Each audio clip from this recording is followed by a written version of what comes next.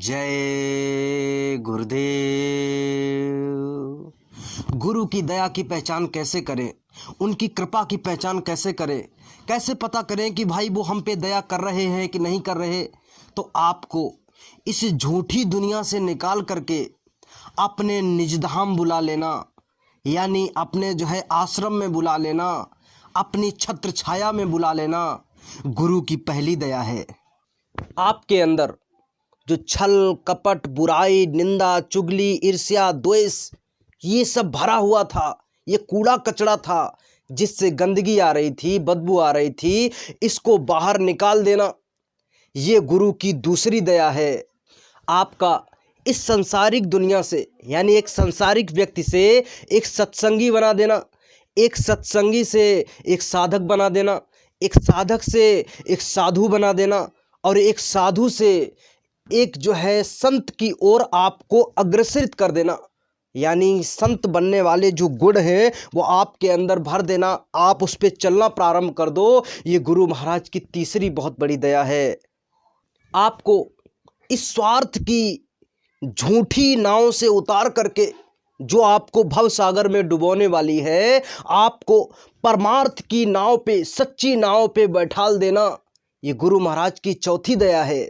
गुरु की सबसे बड़ी दया कि उसी समय आपका जन्म होना, जब वो महापुरुष इस धराधाम पे आए और उन्होंने हमको और आपको अपनी दया कृपा से वो रास्ता दे दिया, मार्गदर्शन दे दिया, जो हमारी जीव कल्याण के लिए करोड़ों अरबों खरबों जन्म बीत गए, युग युग बीत गए, लेकिन हम इस जन्म और मरण के चक्कर में फंसे हुए हैं। इससे निकालने के लिए रास्ता बता देना, मूल मंत्र बता देना, मार्गदर्शन कर देना, हमको उस पे चला देना, अपना आशीर्वाद हमारे साथ में लगा देना, अपने हाथ से हमको आगे धकेल करके अपने निजधाम के लिए कर देना, ये गुरु महाराज की सबसे बड़ी दया है।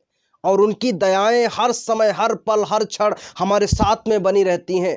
जिस पल जिस क्षण उन्होंने हमको नाम दान दिया, उनकी दया कृपा उनका साथ हमारे साथ में जुड़ गया और हमारी जीव आत्मा का कल्याण तय होना, यानी हमारी जीव आत्मा का कल्याण होना तय हो गया।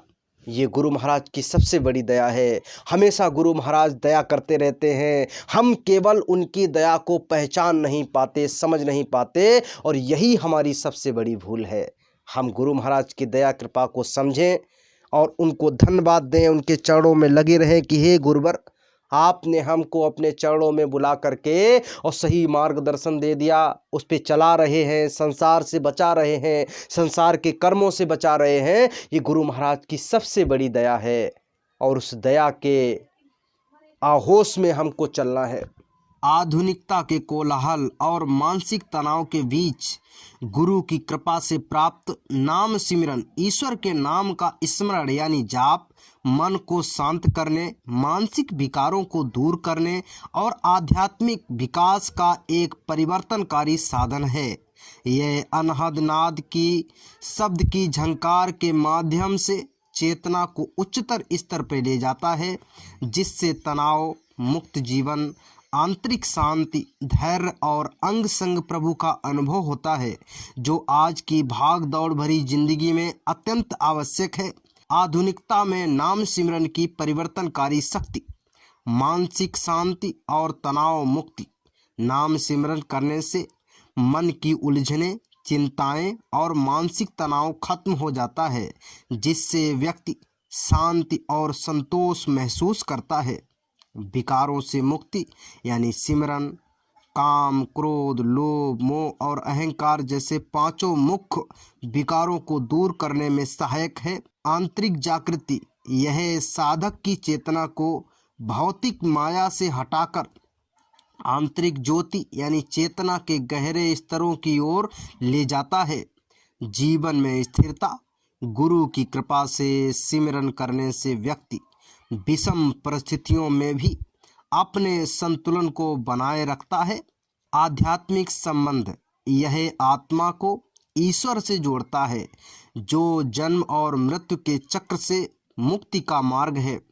प्रेम और समर्पण, सिमरन का अर्थ केवल मंत्र जाप नहीं, बल्कि इसे प्रेम और समर्पण के साथ मानस जप मन ही मन के रूप में करना है, जिससे परमेश्वर से सच्चा संबंध बनता है।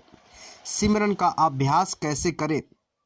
गुरु की शिक्षाओं के अनुसार हर एक सांस हर पल सिमरन करना चाहिए, जिससे यह एक आदत बन जाए और ईश्वर की हमेशा याद करते रहे।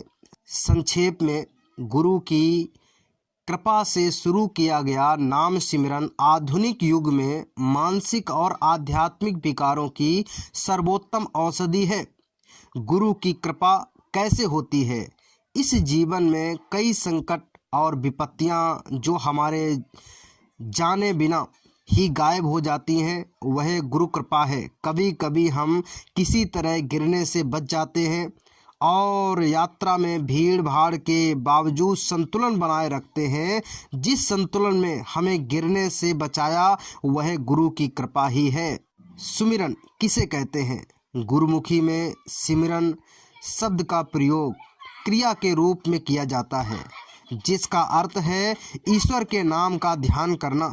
सिख धर्म एक विशिष्ट आस्था है, जिसमें ईश्वर को केवल व्यक्तिगत भक्ति के माध्यम से ही प्राप्त किया जा सकता है, पुरोहितों या अन्य मध्यस्थों द्वारा निर्धारित रीति रिवाजों के अधीन हुए बिना। गुरुदेव, यह जानकारी आपको कैसी लगी कमेंट करके बताइएगा।